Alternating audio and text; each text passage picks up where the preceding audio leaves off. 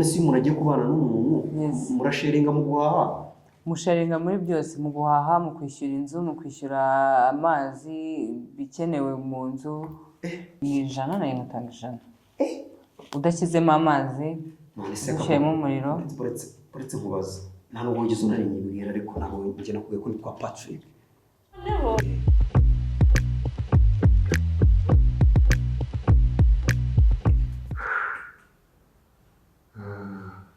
finally kaminuza nigezemo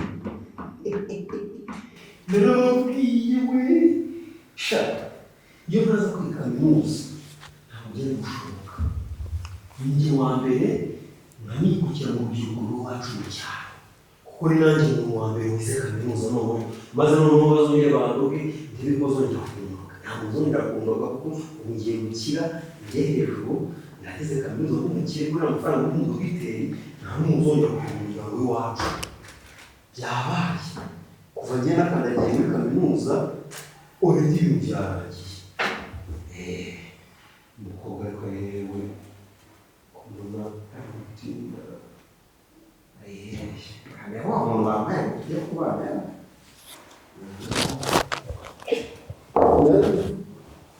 bite ni sawa kuri hano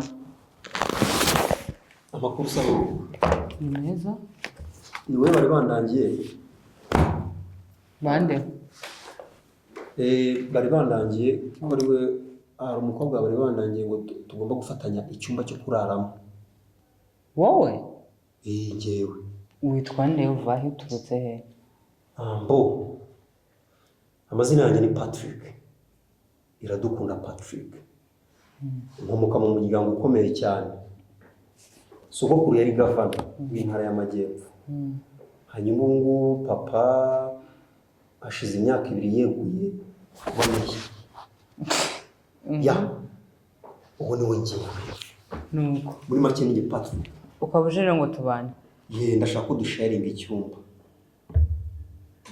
mu gitondo ukora iki iyo ubyutse ukora iki ubuzima bwawe bwa buri munsi like iyo mvuye mu buriri nkabyuka icyo nkora ku munsi ukora iki ni iki kigushimisha ni iki wanga sibye koko ikintu cya mbere nkora kuko ntagikoze napfa bagomba kubanza nkajya icyo cya mbere ikindi urumva mu nzu tubamo hagomba kuba hahora ibyo kurya byaba bikonje byaba bishyushye kuko n'ubundi aho mvuka mu rugo n'ubundi bamenyereje kujya mbyuka nkanywa amata nkafata icyo kijumba cyangwa umwumbati sinzi niba hano mu kigo mujya mubikora imbere na mbere ndabanza nkafungura nkakubita imyaka muri ibi reka nkubwire sister ikintu kigiye n'ifunguro baravuga ngo ifunguro ni iya mbere mu buzima bw'umuntu nibyo bituma tubaho byibuze se urahaha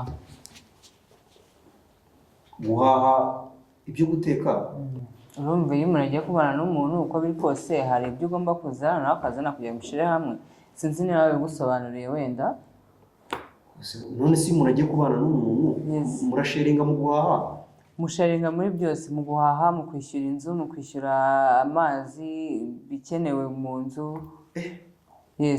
ntabwo wabigusobanuriye se nkeka ko umuntu wakoresha hano yabigusobanuriye byose hano ni mu ishuri ntabwo ari mu rugo ntabwo uzajya ubyuka ubona ibyo bijumba n'ayo mata no niba ari ibyo wanyu baguha siko numva bije zitangiye kuba ndende ubu mama azayabona n'amafaranga we kandi umwe kuri uwa meya okay nibyo nari ndimo gusobanura ni uko ko tuzadufatanya guhaha njye nawe ntacyo reka nkubwire rero ntacyo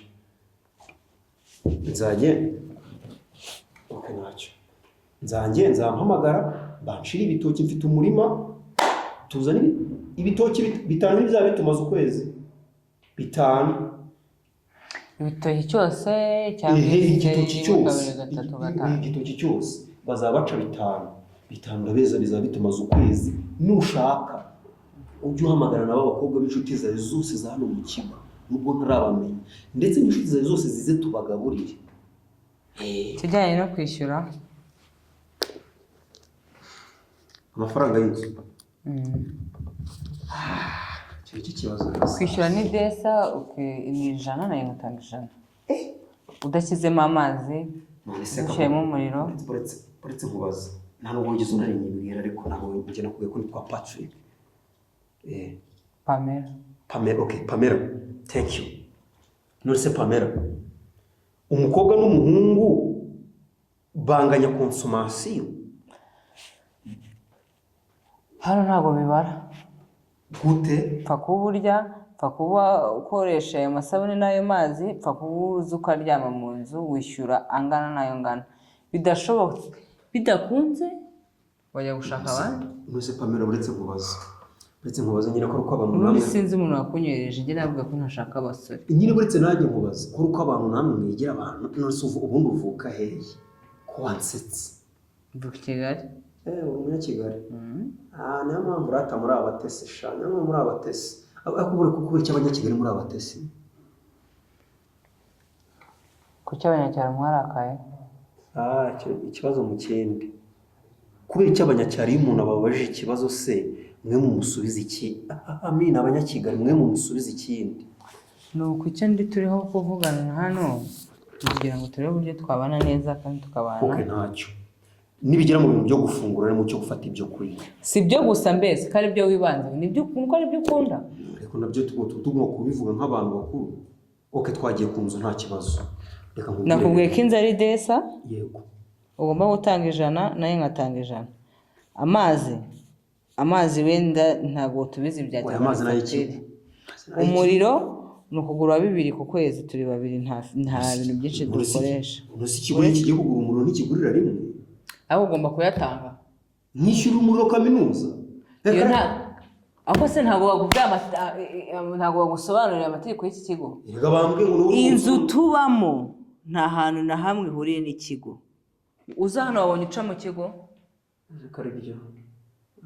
Ugezeho uca mu kigo? Wapi? None kwanza sibundi ko ufite ikibazo cyane ubugu ko so ari meya ufite ikibazo cy'amafaranga ko ufite ashaka kuyatanga ngo yarekure. Ntabwo ari ikibazo, erega ngiye bagiye ku mafaranga dukoresha sheke. Umva condition rero ngenderaho. Yego.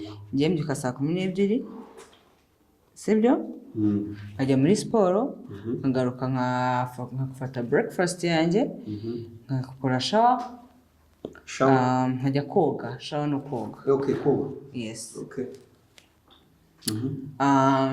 So kuko nibanaga ntabwo nakoraga amasuku buri munsi, ako sinzi ugira isuku cyangwa ugira urumunebwe mu bijyanye n'iki? N'ubuzima bwa buri munsi, ako se rwagira ibi ni ibiki se? Ibyo ni ibiki? Nakamu kangiye ndimo kuza naje mu modoka irimo abantu benshi. Uzi umubyigano uba hari ahantu uramuhanda uva Kamonyi. Mana y'Isiraheli we, uza abantu bavuga amagambo none kubera bari bazi ko ngiye kwiga kaminuza. Urakize mwana wo kwa runaka. Niyo mpamvu nanjye ababuzi ndabatsinze mu izina rya Yesu. Aya.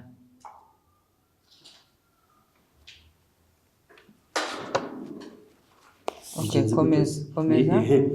Reka nanjye nkubwire condition ngenderaho rero mu bijyanye isuku yo ndayigira kuko n'umuntu nozaga ibyombo mu rugo, sibyo? Nafashaga umucecuru koza ibyombo, ikindi nkanahanagura n'inka, nkazikuraho ibirondwe. Urumva rero ni mu bijyanye n'isuku ndi number 1, ndi uwa mbere, sibyo? Ndi uwa mbere kandi ikindi wizere ko nzakubanira neza pe. Ndi umwana mwiza, sinkunda abakobwa, sinkunda kavuyo, ubwo nageze mu mahame yanjye. Sinkunda kavuyo, sinkunda abakobwa, ikindi nkunda kwiga. Ikindi isaha bita saa 9 zitaragera nta muntu ujya umbyutsa. Kuko byose byose mpaka kuko uzaba ufite icyumba cyawe nanjye mfite cyanjye, aho tuzahurira ni muri salo no mu gikoni. Oya nanditse ko tuzajya turara mu cyumba kimwe. Uwo ni ndabikubwiye. None ubwo inzu ntabwo ubona ibyumba 2 cyangwa amaso yaho. Ntabyo ubona? Nta rusaku. Ko nkunda gusoma kandi nkunda ahantu hatuje. None ko inzu zinazihenda waratse tugashaka indi nzu. Genda ufata ayo ngayo ijana ryo kuyashaka inzu yawe. Nzategereza undi. Kandi banyohereje ngo ari we tubana. Bakohereje ngo twumvikane niba bishoboka ko twabana, nibidashoboka baragenda bakurebera abandi harimo abantu benshi. Asundi Pamela. Twabuze byinshi tukavuga uzi ukuntu uri mwiza we. Murakoze. Ibyo gusa. Okay, ntacyo komeza umbwire amategeko. Amategeko nayo nyine uretse amazi, ibyo kurya, imiriro, ibishingwe, ibintu nk'ibyo. Ubundi urebye n'ibyo ngibyo turi kugira ngo twumvikaneho no kwishyura inzu. Ibibera mu cyumba cyawe ntabwo nkeneye kubyitaho, hamera hazi intozi, hazi ibitagangurirwa, pfa kuba umuntu kutazarenga icyumba ngo ujye muri salo. None mu rugo kuko bashiki banjye aribo bakoropa bakanamfurira bakabyuka boza ibintu aribyo bamenyereje, nkaba ngiye kubana n'umukobwa wowe ukabamo kumbwira ngo nzanifurira ngo icyumba cyanjye n'ikinuka. None se ubwo wabumariye iki se ubwo twaba tubanye gute? Undebye uransa nk'umwe muri bashiki bawe. Nuko rero wabona ari nayo mpamvu wakohereje rero ngo ujye wibana urebe niba wavamo umuntu w'umugabo. Ese ntabwo ukuntu wajya unkorera isuku? Ntabwo bibaho, ndakuzi njye nawe turaziranye. Jesus. Ese ubwo tuzabana gute uri umukobwa utazi gukora isuku? Uzayikora mu cyumba cyawe kiriho, nuko ntabwo ngewe ngiye kuba umukozi wawe. Ntuzajya ushonje. None usubwa amaherezo ushonje. Niba urya cyane gusa ugenda mu gikoni ugiye guteka. Uzigiye buri kanya kumba nisonze nuko nyine ugomba guteka, wige guteka niba utanabizi. Kumba naramenyere gutoratora utwo mbonye wowe utangiye kunzana ngo ngushonje. Ushonje ni guteka, gutoratora se nzizatoratorera kandi mbwira niba bikunda cyangwa bidakunda kuko mfite ibindi bintu byinshi. Oya kubana byo turabana.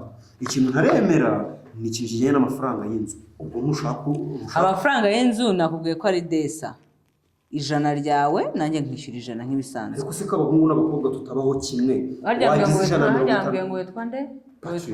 Patrick. Papa wanjye. Hano ntabwo nge ikigo gifasha abantu batifashije. Papa wanjye bamwita. Sinkeneye kumenya amazina ya so. Papa wanjye bamwita namba. Sinkeneye. Ibyo byo kuvuga ngo nzane 150 ngo uzane 50 ntabwo bikunda, ntibishoboka, ntibibaho. Bakorera ku ishuri barabizi ngo ibisabwa bose bagomba kubiguha kugira ngo wige neza uzasubire iwanyu mu cyaro.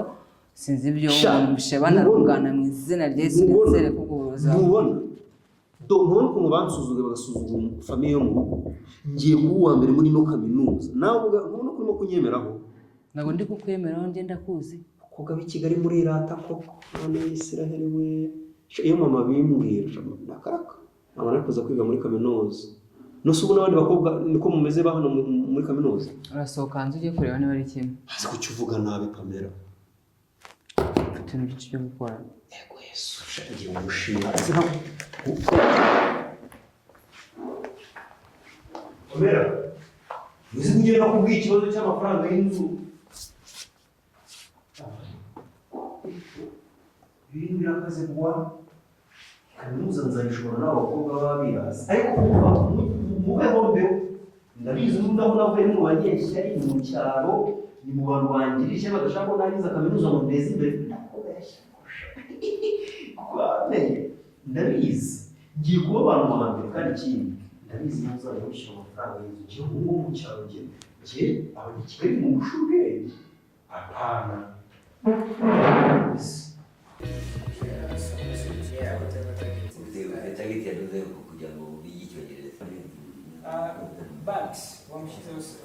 Metere landlord ntabwo muzi namara kuzuza imyuka wagiye metere ariko pete wa mukaritasi uzi ko nabarangiza